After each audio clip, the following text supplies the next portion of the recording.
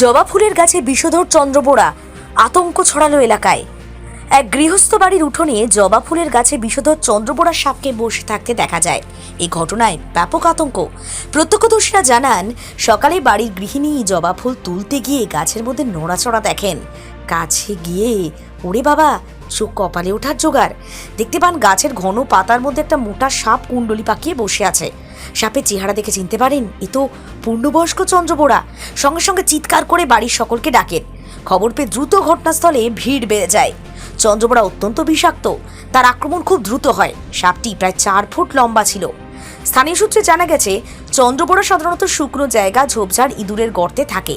জবা ফুলে তার উপস্থিতি স্বাভাবিক। ধারণা করা হচ্ছে ইঁদুরের সন্ধানেই সে গাছে আশ্রয় নিয়েছিল।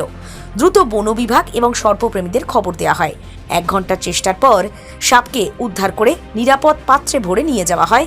লোকালয় থেকে দূরে ছেড়ে দেওয়া হবে বলে জানা গেছে। এই ঘটনায় এলাকার মানুষ স্বস্তি পেলেও ভয়ে একদম কাটছে না। স্থানীয় প্রশাসন সকলকে সতর্ক থাকার কথা বলেছেন।